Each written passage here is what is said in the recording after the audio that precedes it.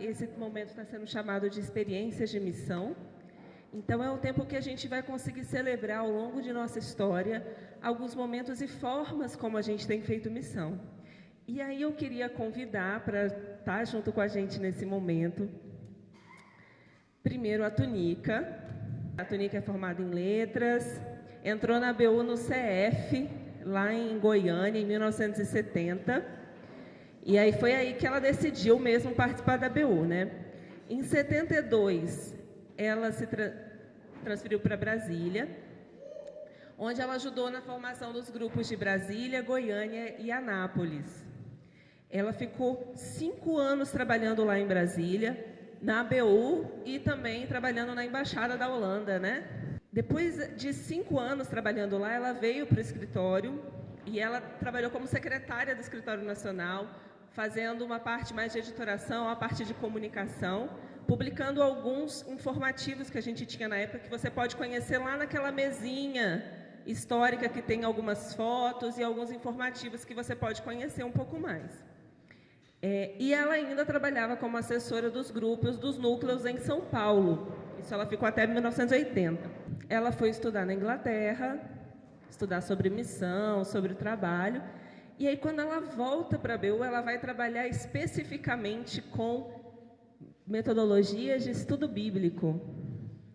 E vai trabalhar com a construção de materiais, como o que a gente tem ali, que eu esqueci de trazer, que é o... Como é que é o nome?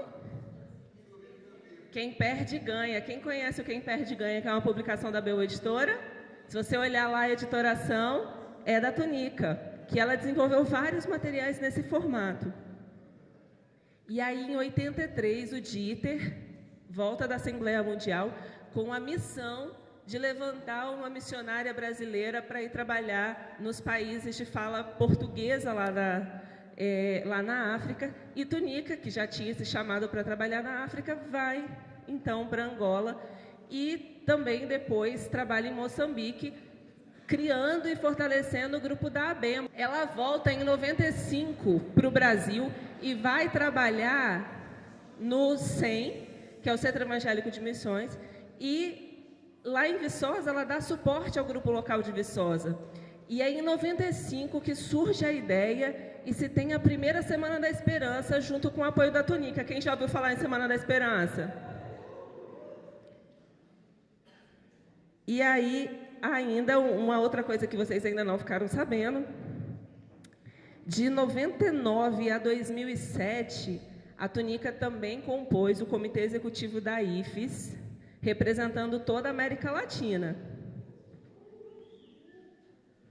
E aí, em 2013, Tunica, então, decidiu voltar para a sua cidade natal, lá em Carambeí, que é onde ela mora hoje, para, assim, se aposentar. Mas se você perguntar o tanto de coisa que Tunica faz, ela faz muito mais coisa que você que está aí achando que sua agenda está cheia. Então, assim, essa aposentadoria não é assim, desse jeito. Mas, enfim, essa é a Tunica que vai compartilhar um pouquinho com a gente. Eu queria chamar também, e acho que é importante mencionar essa história, que muitas vezes a gente não lembra, a gente acha que o trabalho da Tunica na ABU foi só escrever o livrinho do EBI que todo mundo tem que estudar para o curso de férias, né? E a gente esquece de toda essa trajetória e eu acho importante celebrar. Muito obrigada, Tunica, por toda essa contribuição que você deu ao movimento todos esses anos. E aí eu queria chamar aqui também um cabarretado, que é o Miranda. O Miranda tem 4 filhos, 5 netos e é casado com a Luzia. Estou até errando aqui o nome da mulher. E ele fez um monte de curso. Ele começou a fazer graduação lá em Fortaleza, fez engenharia mecânica, um pedaço, fez administração, depois fez pós em economia e no final trabalhou como analista de sistemas. Então essa é a trajetória. Miranda se aposentou como analista de sistemas lá no Banco Central, então trabalhou há muitos anos ali como servidor público, né? Miranda entrou como estudante em 74 na ABU e o primeiro contato dele com a ABU foi numa reunião de CR, uma reunião administrativa. e nunca mais saiu. Ele foi tesoureiro regional da região Nordeste, e aí, ele em 86, ele assume o cargo de diretor financeiro na BUB, na Diretoria Nacional, e é também quando ele vai para Brasília, né?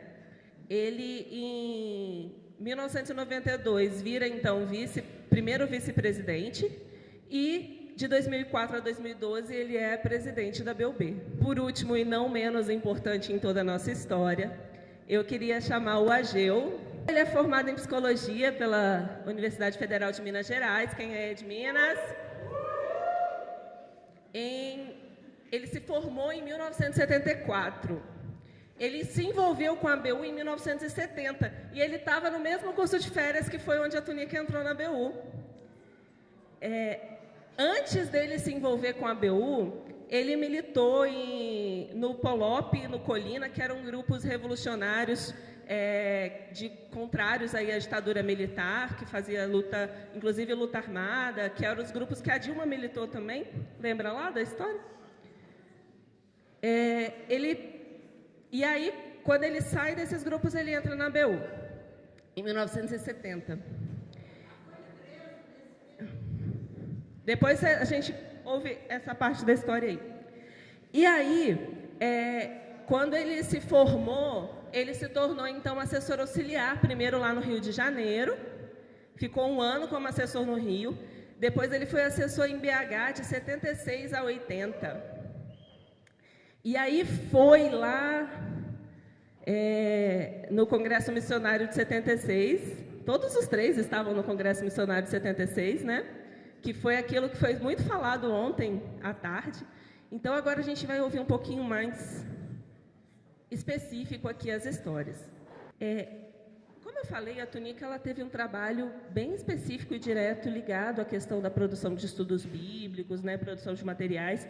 Para vocês terem ideia, esse livrinho que a gente usa até hoje foi, na verdade, uma oficina, um material de apostila, assim, que a Tunica estava desenvolvendo, esse e vários outros, e esse foi transformado num livreto, né, e a gente usa até hoje, mas ela desenvolveu muitos materiais na área de estudos bíblicos.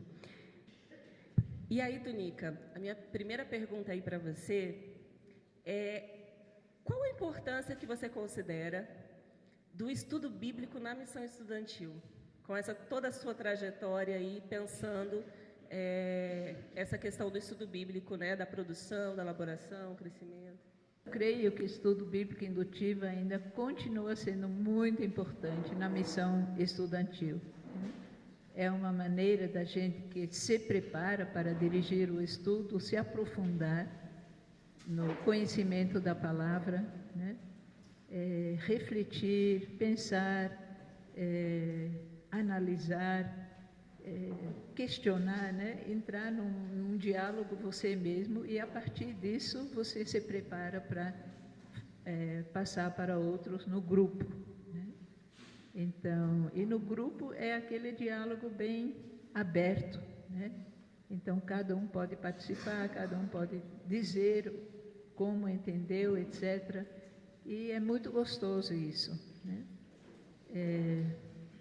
Logo que eu entrei na ABU, ABU Curitiba, já me deram de vez em quando a tarefa para dirigir um estudo bíblico, primeiro no grupo base e depois comecei na universidade, um pequeno grupo também, núcleo de estudo bíblico, aprendendo ainda como fazer isso, né? E um desafio muito grande que eu recebi quando já estava em Brasília foi preparar os estudos bíblicos para o Congresso Missionário. E eu não tinha tanta formação ainda. E a primeira vez que eu preparei e mandei para São Paulo, recebi de volta: não está bom. Eu tinha preparado com muito carinho, com muita dedicação, mas a resposta foi: não está bom, faça de novo.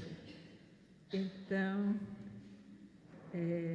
nesse tempo, tivemos um encontro dos assessores, onde o Dr. Shed veio um dia para trazer uma palavra. Eu compartilhei um pouco com ele, pedi para ele orar. Ele disse: não se preocupe, você nunca vai fazer um trabalho perfeito, mas peça a Deus que aquilo que você prepara seja bênção para as pessoas. Então, isso me reanimou, né? Então, recomecei totalmente, né? E dessa vez foi bem aceito, e no congresso muita gente comentou que Deus usou esses estudos para tocar no coração deles. Aí eu era assessora daquela região e comecei também a passar esse ensino de estudo bíblico para outros, né? Quando cheguei em Brasília, tinha um pequeno grupo que se considerava ABU, mas o que eles faziam era reunir no sábado e convidar um pastor para trazer uma palavra. Quando eu falei que não, a gente mesmo pode fazer isso, podemos fazer estudo, eu posso fazer, vocês podem fazer. Não, mas tem pessoas treinadas para isso, a gente não pode. Falei, pode sim, né? E assim consegui transmitir essa visão e o pessoal começou a aprender a fazer também. Então, foi muito bom, né? E eu comecei a ser convidada para ensinar isso nos cursos de férias, IPL e tal. E, finalmente, num curso de capacitação, eu tinha de ensinar. Aí eu pensei, bem, aí a coisa é mais séria, né? É uma coisa regional. Aí trabalhei bastante para preparar esse estudo bíblico.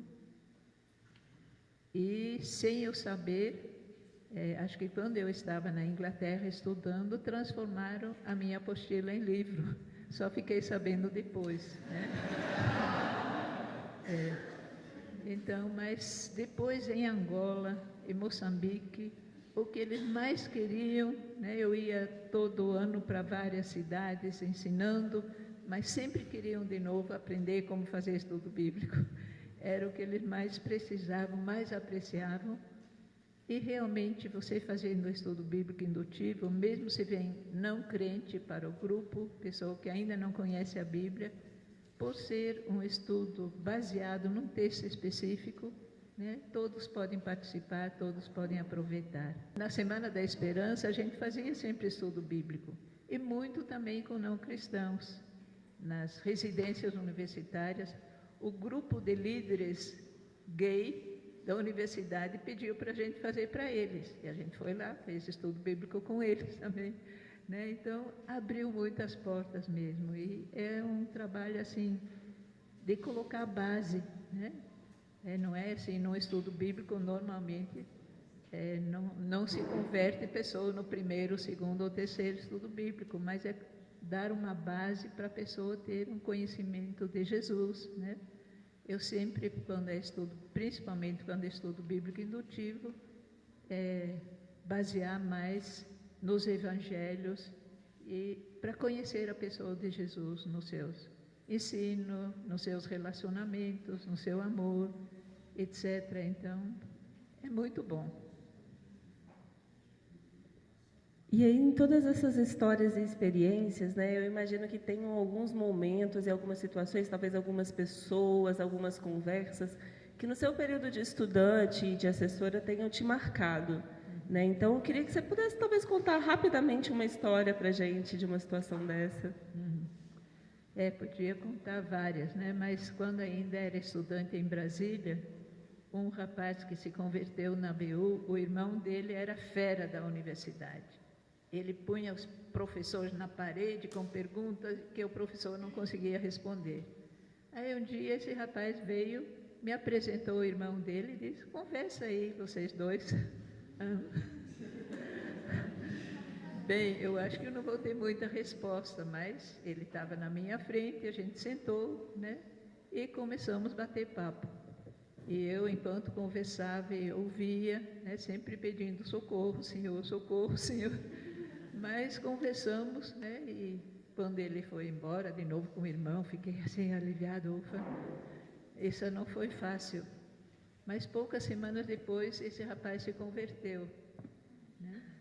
E aí um dia ele veio no grupo e para dar testemunho da conversão. Ele disse, não, naquele dia que eu conversei com a Tunica, ela me falou isso, aquilo, e foi isso que realmente me fez ter uma outra percepção de quem é Jesus, da importância dele, da verdade dessa mensagem, e isso foi me atraindo e eu resolvi crer em Jesus. Então foi uma alegria, né?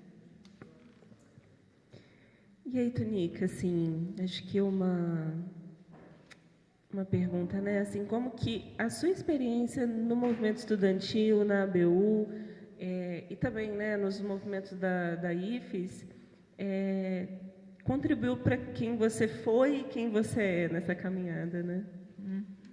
Totalmente, né? Eu creio que a minha identidade foi formada muito dentro da ABU, né? A partir daquele primeiro curso de férias, depois outros cursos IPL. Naquela época a gente podia participar de vários, né? Não era assim, porque não éramos tantos, né? Então fui em vários, ouvindo o ensino de pessoas como Samuel Escobar, René Padilha, Hans Burke também foi mencionado. Então eu bebi dessas fontes e fui criando assim uma mentalidade mais formada pela ABU, né? Tanto em termos da vida espiritual. Eu sou membro de uma igreja, mas para mim qual a igreja não tem importância. Eu, né, tenho comunhão com pessoas de várias denominações, não tenho problema nenhum com isso. Isso surgiu dentro do contexto da ABU, né? E também o que me influenciou muito foi que esses líderes maiores, sábios e tudo gente simples, gente humilde, acessível, né? Falei, então, isso também é uma coisa que eu quero aprender deles. Porque tem outros líderes cristãos que se apresentam como o senhor fulano de importante, não sei o quê, né? Mas os meus mentores, os meus modelos eram diferentes. Isso fez muita influência na minha vida também. Então, dou graças a Deus, né? E fiquei muito feliz por estar essa semana com vocês também, esses dias. Então, eu sou muito ABU. Obrigada, Tunica. Depois eu tenho mais uma perguntinha no final. Eu queria passar para o Miranda. E eu apresentei um pouquinho o Miranda, mas a gente convidou ele aqui para falar especificamente de um projeto que foi desenvolvido pelo pessoal da ABU Fortaleza, quando ele era estudante, que é o Projeto Castelão. Alguém já ouviu falar do Projeto Castelão? E aí, o Projeto Castelão era um projeto que dava assistência a crianças e famílias, né, de uma forma geral, assim, de uma região muito pobre lá de Fortaleza, uma região dominada pela questão do tráfico, uma região de alto índice de prostituição. E aí, né, nesse contexto, né, alguns estudantes se sentiram provocados e foi mais ou menos em 78, né, que isso começou. E eles começaram atendendo 30 crianças num galinheiro emprestado, ou seja, sem estrutura, sem muito tato, muito saber o que fazer, e ele vai falar um pouquinho melhor disso depois. E aí, esse projeto ele fica no escopo da ABUB até meados aí de 2000, assim, e nessa época o projeto atendia 400 crianças. Então, a gente vê aí o crescimento desse trabalho. E aí, nesse sentido, né, a gente queria conhecer um pouquinho mais dessa experiência e saber, assim, de onde que veio a motivação, né? Assim, que provocação que foi feita, que espírito era esse que levou vocês a fazerem essa iniciativa? Bom, antes de contar essa historinha aí, só queria dizer uma coisa para vocês, para a consolação de muitos. Nós éramos completamente incompetentes. E eu me achava muito, muito inadequado para a tarefa. Então, nós participamos dessa questão, eu participei do Congresso de Curitiba de 78, e mas teve 78 também em Curitiba, e havia muito naquela época a questão da participação social, havia aquelas discussões entre a questão espiritual, a questão social, e um grupo de estudos, ou de estudantes novinhos, tudo de 2, de 3 anos, tudo novinho. E junto o Paul e a Yolanda, na época, estavam lá e ajudaram a fazer os levantamentos numa região. Por quê? Porque nós nos sentimos muito incomodados. Nós nos sentimos muito incomodados e nós sentimos que tínhamos que fazer alguma coisa. E nós não víamos nada ser feito em termos institucionais, eclesiásticos. Igreja, não tinha. E fomos assim como às cegas. Eu me lembro que uma reunião que nós tivemos lá, a luz de lamparina num banco, que o banco estava caindo, tinha que encostar na parede, para o banco não cair. Então, era coisa pobre. E a gente foi de qualquer jeito. Tinha um terreninho lá, era um galinheiro, foi emprestado para a gente teve que ajeitar. Começamos a atender crianças, as crianças não davam conta de aprender porque estavam com fome. Nós tivemos que não tinha como que comer. Sem comer não aprende, né? Saco vazio não se põe em pé. Então, aí teve a questão da alimentação, e foi tudo assim numa luta, né? Depois de muito tempo, a Visão Mundial entrou para ajudar.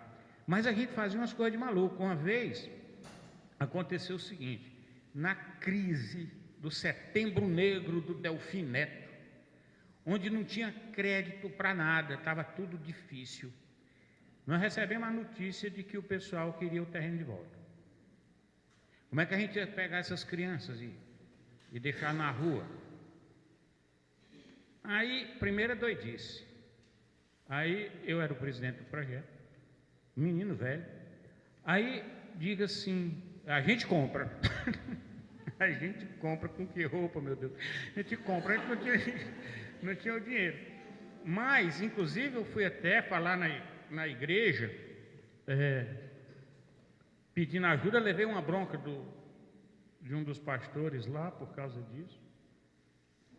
E a gente orando, Luzia e eu, o que é que a gente vai fazer? Aí a gente um dia disse, bom, está chegando e o negócio está difícil, está chegando a data do pagamento, e não tem dinheiro, e não tem crédito, e não tem nada. Aí a gente orou. Aí a gente decidiu um dia de noite, disse, vamos lá na Caixa Econômica falar com o gerente. E nós fomos. Aí chegamos lá, contamos uma história para ele. Sabe o que é que ele fez? Ele pegou 2 propostas em branco. Ele pode botar o valor preciso. Emprestando, na época de inflação, emprestando a 1,4% ao mês. Naquela época. Hoje você não encontra isso, que dirá naquela época. E nós compramos o terreno e construímos o local.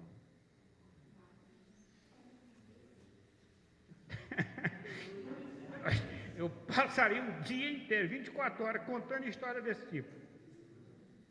Quando a gente vai, a gente vê milagre no caminho.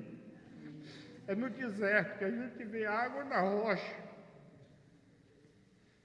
Então, pessoal, nós somos inadequados.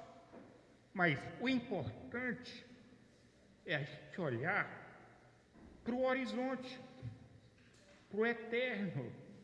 Nós somos um elo de gerações e nós temos um papel. Cada um de nós temos um papel eterno. Tudo que a gente faz tem efeitos eternos. Não caiamos na ilusão de ficar olhando para o nosso próprio umbigo. Deus gosta de nos dar as coisas para o nosso aprazimento, como diz em Timóteo, mas a visão e o que conquista o nosso coração não pode ser isso, mas a visão de libertação. Quando a gente viu aquelas crianças, o que a gente podia fazer? Era aquilo, era a doidice. E chega, Deus vai lá e faz. Como uma pessoa é valiosa, como nós não podemos desprezar os pequenos números, como a gente tem que fazer o que Deus coloca debaixo do nosso nariz todo dia. Tinha uma pessoa lá, um estudante. Esse estudante ajudou a gente para o Castelão. Ele chegava a dormir lá em casa, ia buscar às vezes carne na casinha do pai dele, lá em Pentecoste, uma cidade a 150 quilômetros de Fortaleza. E ele depois saiu, foi para o Rio, formou, voltou, foi professor da Universidade do Ceará. Esse rapaz casou, 3 filhos pequenos, pegavam um carro velho, uma picape velha, no fim de semana, com as 3 filhas e a mulher, iam para a cidade lá da casa do pai dele, que tinha no interior. A casa do pai dele, eu me lembro quando eu fui a primeira vez lá, você tinha que se abaixar para entrar, que era baixinho. Tinha uma casa de farinha que nem luz tinha. Ele começou com 6 pessoas lá, um professor doutor da Universidade Federal, saindo com a família para atender 6 pessoas no fim de semana numa casa de farinha, para ensinar pessoa fora da faixa de estudo. Todo mundo zombava, achando que essas 6 crianças, esses 6 adultos, estavam querendo não trabalhar. Resultado, desses 6, em pouco tempo, 2 passaram na universidade. Um já é doutor, está na direção de uma ONG. Pois muito bem, dos 6, todo mundo se animou, passou para 30. E quem dava comida era a mãe dele, no fim de semana, lá, com essa riqueza toda que eles tinham. Pois muito bem, se multiplicou.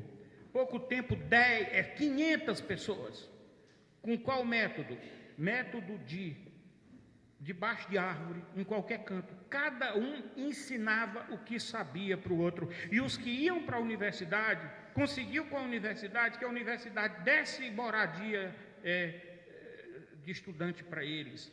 Eles voltavam no fim de semana para fazer a mesma coisa que o Andrade fazia. Pois muito bem, se multiplicou, começaram a treinar. Hoje, essa educação de treinamento desse tipo já atinge mais da metade dos municípios. O Estado, atropelando a vontade política do município, entregou para eles uma escola de 2º grau toda equipada para eles ensinarem o pessoal nesse método deles. Resultado, cheguei lá um dia para falar, está chegando o diretor de tal coisa. Quando você olhava, era um menino velho. Todos meninos de 20 e poucos anos, diretores da escola. Quando eles conversam, falam, o pessoal fica falando às autoridades, diziam, onde é que esses meninos aprenderam a falar? Você parecia que estava no outro mundo, que você não estava no interior do Ceará. Pessoal, a universidade não sabia o que fazer mais com tanto aprovado.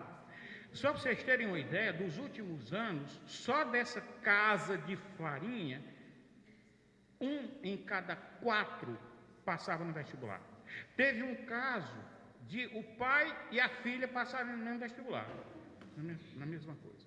Por quê? Porque alguém, um dia, vendo lá, se dignou a pegar um carro velho e ir para uma casa de farinha, cuidar de 6 pessoas fora de idade. Pessoal, qual é a probabilidade de um negócio desse dar certo? Olha, o que eu estou falando aqui não é só para contar a história. É para dizer uma coisa para vocês. Olhem para o eterno. Não se preocupe com vocês. Não se preocupe com essas questões que a gente tem, emocionais, isso, aquilo. Tudo isso é muito importante, mas isso tem que estar à luz de algo maior. Essa visão maior traz o equilíbrio. Claro, não sou psicólogo, o Agil aqui mas eu estou querendo dizer uma coisa para vocês. Uma das coisas, e o Agil, eu acho que ele vai concordar, que uma das coisas que desequilibra mais as pessoas é uma falta de objetivo e de esperança, é uma falta de horizonte. Mas quando você diz, eu sei quem eu sou parte de um corpo, e Deus me deu uma função nesse corpo, eu então ganho identidade. E eu ganho validação, eu sou validado por Deus. Eu não tenho que me preocupar se eu tenho um pescoço curto e cabeça chata, não. Eu tenho que me preocupar que Deus vai me usar para fazer as coisas. E isso é uma honra, e isso me dá identidade, e mais, Ele me dá liberdade, porque agora a lei que me manda fazer isso não é mais uma lei externa de fora para dentro que é opressora, mas é uma lei de dentro para fora, que um coração que aprendeu a ter misericórdia. Essa é a nossa lei, a nova lei de um coração de carne e não de tábuas de pedra. Aí nós vamos ver que o que estava escrito nas pedras tinha um espírito, e esse espírito nasceu na carne, no coração que sente, que se compadece. E aí nós vamos curvar o joelho, olhar pela nação. Quando a gente vê essa corrupção, É muita dor. 12, 13 milhões de desempregados. Mas também, paralelamente, tem esperança de que na dor as pessoas repensem, que na cadeia o corrupto poderoso repense se valeu a pena. E o que é veneno, nós temos que orar para que não mate, mas que vacine e faça com que a nação, pela primeira vez na história dela, possa ter sede de justiça. E aí nós estamos aqui prontos, nós, cada um de nós, esse bando de incompetentes e inadequados que tem aqui nessa sala. Aí sim, nós vamos ver muitos projetos castelões, muitos, não é? Bom, saiu tudo do script.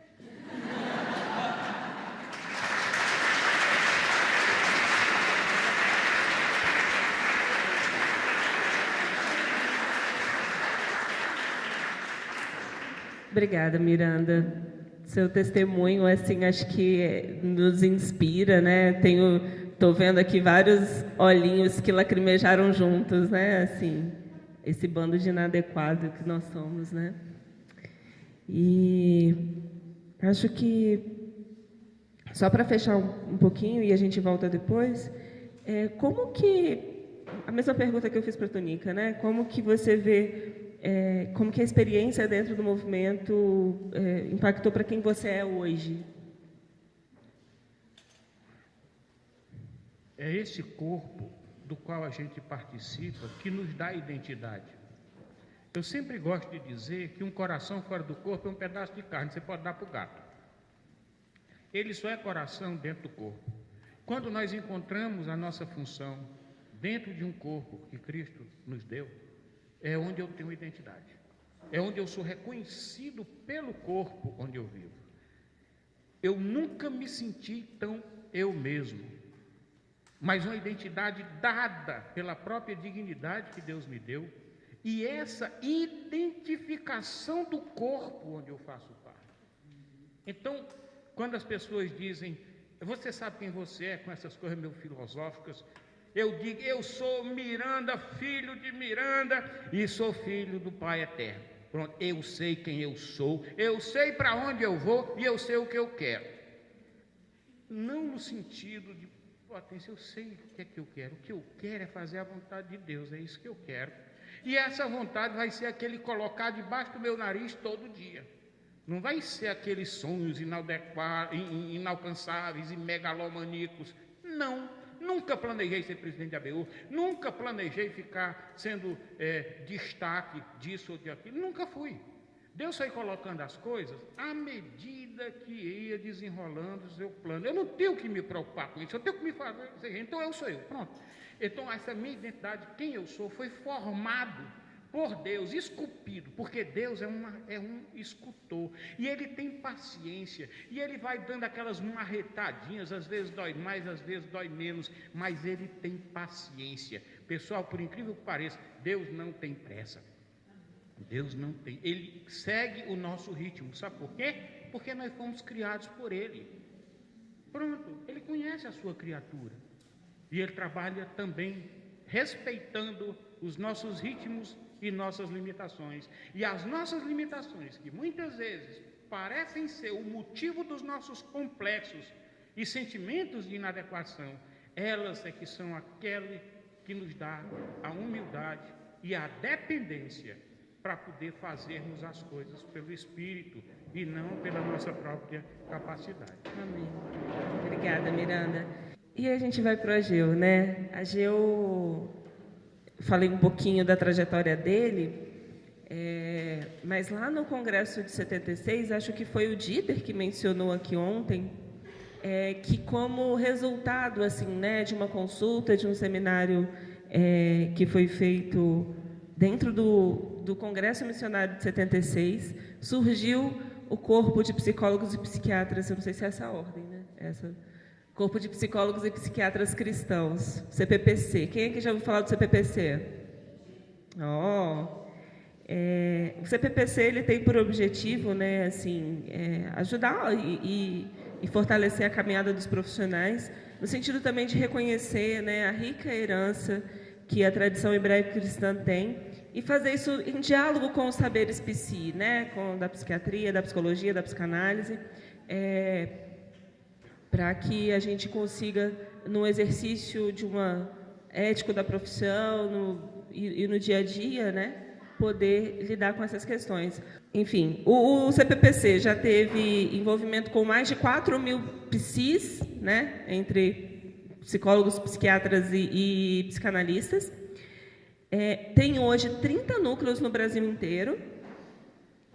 Publica há 20 anos a revista Psicotel, que traz artigos pensando, né, a atuação e as questões éticas relacionadas.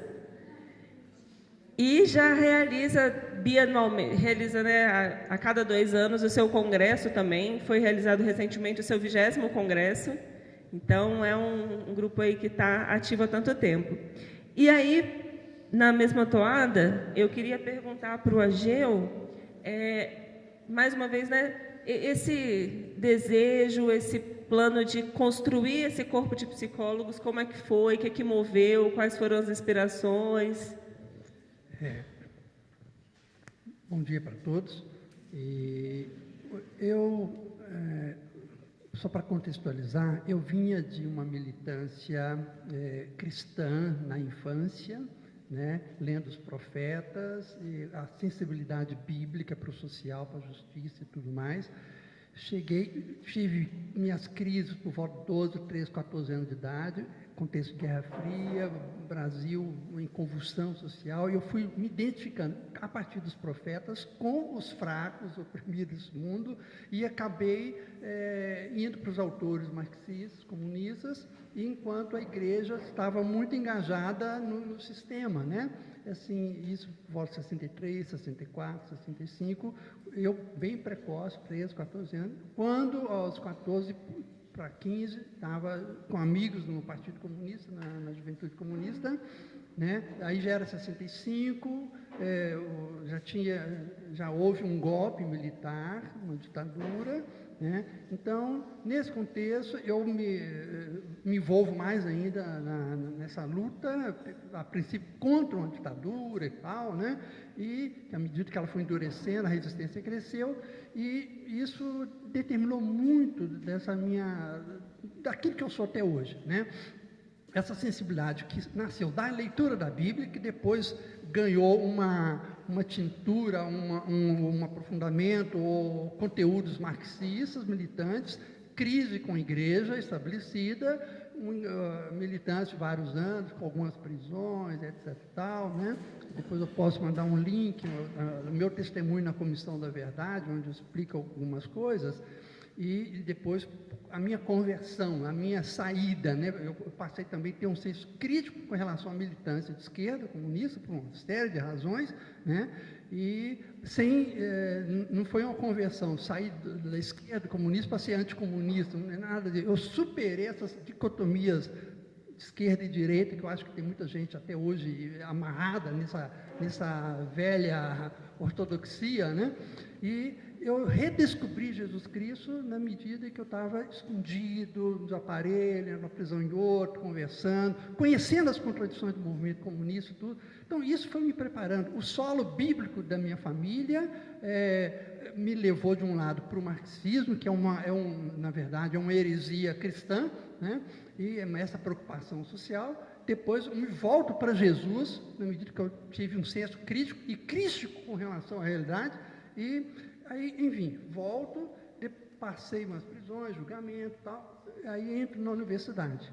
Na universidade, eu continuei com aquela verve de militância, né? E eu fui descobrindo cristãos isolados e acuados pela militância de esquerda. Eu comecei a chamar um, outro e outro lá em Belo Horizonte, vamos caminhar, vamos descobrir, né? Aí que o pessoal da ABU me descobriu em Belo Horizonte, me chamaram, me falaram da ABU e tal, e eu fui depois chamado para um acampamento desse da ABU, que a Tunica estava, e o Dito e tudo, e mais à frente eu conheci o Uriel Hecht, que é um psiquiatra de Juiz de Fora, ele já uns 4 anos mais à frente de mim, já formado, e aí começamos a fazer umas trocas, e dentro do circuito da ABU nós estamos descobrindo outros interessados, e a gente trabalhar essa herança bíblica, judaico-cristã, essa cosmovisão nossa, com a ciência de si. E assim que as coisas foram caminhando, né? Tinha a irmã da Ruth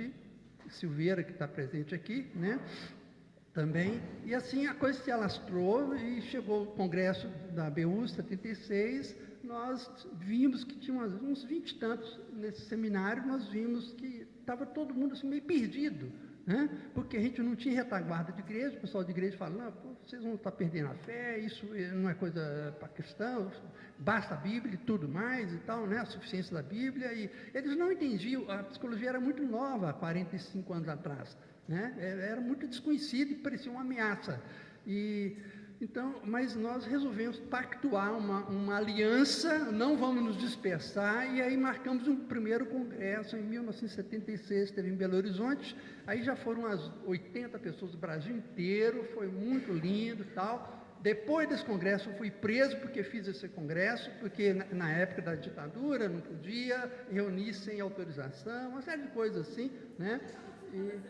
Sim, já tinha algumas, né? Então, nós nascemos nesse contexto, a ideia é o seguinte, nós sabemos em quem temos crido, né? Jesus, eu fui descobrindo o caráter revolucionário de Jesus, mas muito distinto de outros revolucionários, nem por força, nem por violência, né? Jesus soube transitar entre as várias facções políticas de sua época, né? Nem era o PCC, nem o PT, nem o PSDB da época, não era nem os fariseus, nem os saduceus, nem herodianos, nem essênios. Jesus transitava com todos e falou, o meu reino não é deste mundo, ou seja, o meu jeito de fazer política é outro, e ele então criou seu próprio estilo, né? Então, isso foi uma grande descoberta que também permeou no CPPC, essa ideia assim, vamos escutar a palavra de Deus, né? E vamos também buscar a excelência técnica, científica, né? Isso sempre, para mim, nunca houve muito problema de juntar essas coisas, de caminhar paralelo numa tensão criativa, né? E a gente sempre procurou evitar essa coisa, ou psicologia ou Bíblia, né? Para nós são duas leituras muito distintas. O livro da natureza, que faz a ciência, né? E a revelação de Deus, a Escritura, que fala sobre o ser humano. E na psicologia eu fui descobrindo como que todos os grandes sistemas teóricos, os grandes fundadores da psicologia, todos foram leitores da Bíblia. Isso me deu muita consolação, embora na universidade não se fala assim. Embora nos cursos de psicologia é negado, é desconhecido, um analfabetismo crônico com relação à nossa fundação civilizatória, né? Então, mas eu, como estudante, fui descobrindo, e aí o CPPC ajudou a disseminar essa ideia, né, de que há uma matriz bíblica no surgimento da psicologia, tal qual nós vemos hoje. Todos os grandes nomes, sem exceção, foram leitores da Bíblia, né? Então, isso nos encorajou, e a partir daí nós continuamos publicando, a princípio, algumas traduções, mimeografada, correio, não tinha internet nem nada, mas a cada 2 anos, congressos, e aglutinando, vendo, e inclusive o primeiro presidente do Conselho Federal de Psicologia, Dr. Halley Alves Bessa, em Belo Horizonte, participava do CPPC, né? Eu fui da diretoria do Conselho Regional de Psicologia lá em Minas, caminhamos muito bem nesse trânsito, organizando congressos na USP, na PUC de São Paulo, em Belo Horizonte, trazendo o Dr. Frank Lake, lá de Londres, né, trazendo o Hans Burke, Ago Burke, o Carlos Hernandes e muitos outros nomes. E, através do CPPC, chegou aqui no Brasil a logoterapia. Nós somos copatrocinadores do primeiro congresso latino-americano de psicologia existencial, logoterapia, trouxemos Viktor Frankl, né? E nós também trouxemos para o Brasil, através da doutora Esli Carvalho, né? Ela foi a introdutora do EMDR, né? Ela mora em Brasília hoje, também foi da BU, foi missionária no Equador, foi missionária na Bolívia. Ela que começou com formação em psicodrama na Bolívia, no Equador, uma pessoa muito criativa. Então, hoje nós vemos, nesses 42 anos que o CPPC tem de existência, dezenas de publicações, colegas que são hoje diretores de centros de formação de psicanálise, de psicologia, são pós-doutores, gente de renome na sociedade científica, né, e que aglutinam conosco no CPPC. Embora, agora isso é importante frisar, e a gente muda de pergunta, nos últimos 15, 20 anos, nos sistemas, conselhos de psicologia, uma nova geração que desconhece muito da história e fruto de uma nova mentalidade desconstrucionista, relativista e um viés assim, pós-moderno, né? Têm sido muito ácidos, desconfiados com relação aos psicólogos cristãos, evangélicos, e tem havido vários colegas sendo inquiridos judicialmente e tal, já tentaram tirar nosso site, que não pode haver associação de psicologia e cristão, aí nós ganhamos na justiça, é uma guerrilha, sabe? Mas, graças a Deus, nós estamos conseguindo, assim, pela qualidade acadêmica e ética dos nossos colegas, que estão em várias partes do Brasil, nós temos conseguido nos impor, dialogar e tal, e o clima hoje está se tornando mais ameno, né? E as nossas publicações, sempre fazemos congressos abertos. Então, o nosso momento hoje é o seguinte: temos desconfiança de setores evangélicos que anunciam até de público, psicologia, coisa estranha e tal, isso é secularismo, não pode. Gente que não conhece o campo e fala contra, né? Mas também temos combate do outro lado secularista, os laicistas fundamentalistas, que em nome da ciência laica, ética laica e tudo, que querem afastar totalmente o elemento sagrado, religioso, tudo como coisa da privada mesmo, quando você dá descarga e vai embora, coisa sem importância, revelando um grande preconceito, tá? Então, nós estamos no meio de embates filosóficos, seríssimos, profundos, jurídicos. Não é fácil ser psicólogo e cristão, tá? Nós somos cobrados sempre sobre isso. E, é claro, tem muita gente que é cristão e é psicólogo e não vem no CPPC porque não nos conhece, ou então tem suspeitas. Então, a gente convida, vem, esteja, caminhe conosco, leia nossas publicações, vai no nosso site, cppc.org.br, veja nossas publicações, né? E venha e veja, né? Então, fica esse apelo a vocês. Eu teria um monte de pergunta aqui, como psi também, né? Porque aí vai gerando um monte de curiosidades. Mas eu queria só te perguntar também um pouco como que a sua caminhada, né, dentro da ABU te levou, assim, aí mais pessoal, né, menos institucional, assim, como que uma coisa impactou na outra, assim, qual que é o legado que a ABU gerou para você? Olha, a ABU foi um meio de graça que Deus usou para comigo, porque eu vim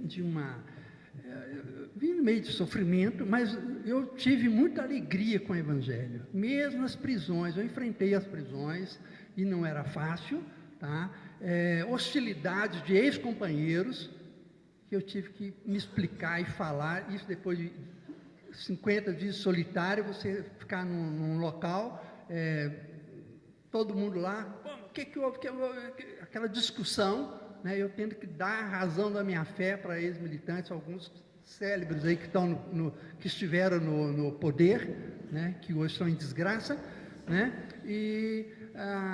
Mas Deus me forjou no meio das prisões, mas eu tive muita alegria. A minha conversão, né, se deu num aparelho quando eu li a Bíblia toda em 60 dias, né? Reli a Bíblia toda em 60 dias, e pá, né? E a ABU me acolheu, a Ruth lá no Rio, Ormi, quando eu estive no Rio de Janeiro, Sérgio Freire Vanderlei, quantas pessoas amorosas, o Robson Cavalcante foi meu mentor, eu fui estagiário dele, eu podia ter liberdade de ter uma pessoa inteligente e bíblica, a gente trabalhava, foram meus terapeutas nesse sentido, entende?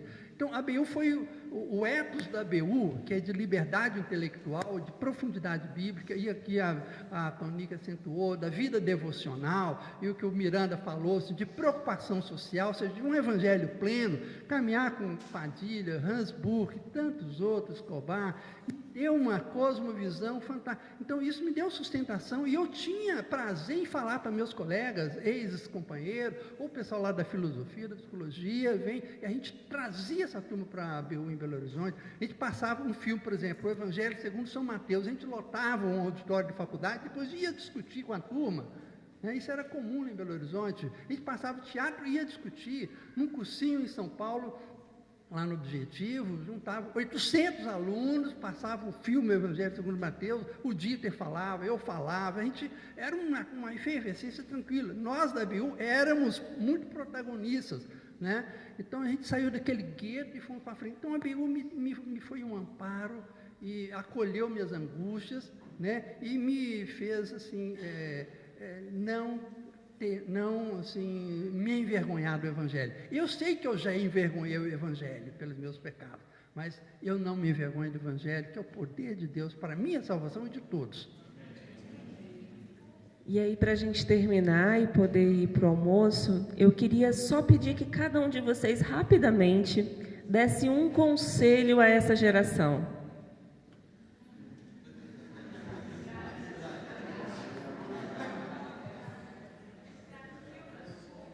O conselho, então, é de ficarem firmes, baseando seu conhecimento de Deus na palavra mesmo, né? Estudando, meditando, orando.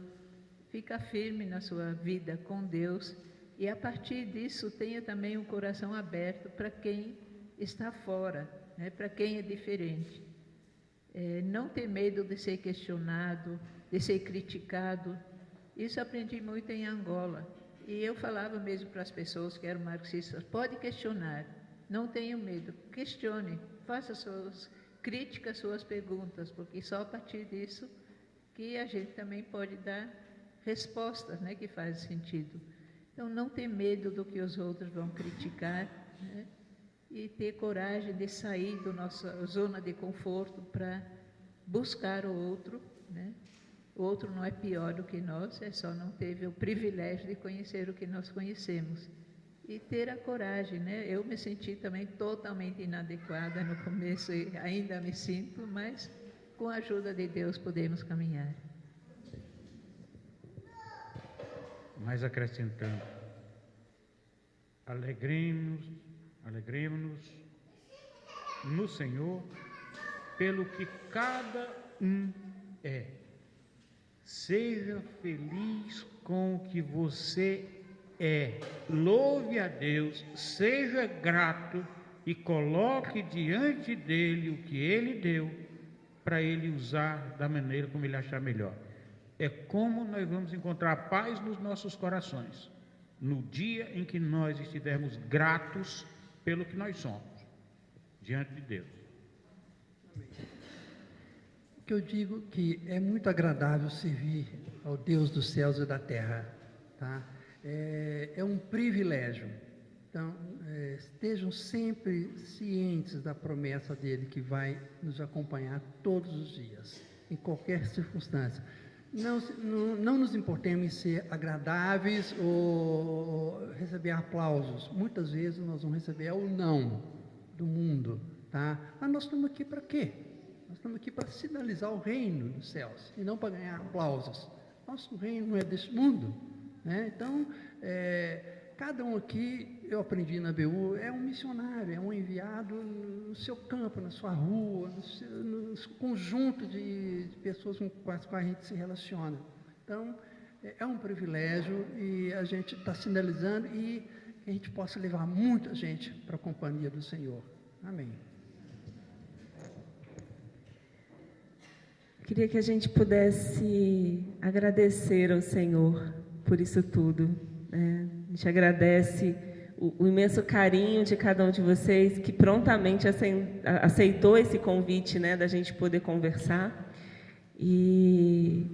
Mas o alicerce disso tudo, como vocês muito bem lembraram, é Deus que nos capacita e nos possibilita de estar nesses espaços. E acho que uma oração de gratidão a Deus nesse momento pelas vidas de vocês três, pelas tantas outras pessoas que envolvidas estiveram, né, nesses ministérios, nesse caminho, e nós podemos louvar a Deus. Eu queria convidar o Irã um estudante de ABS, a orar.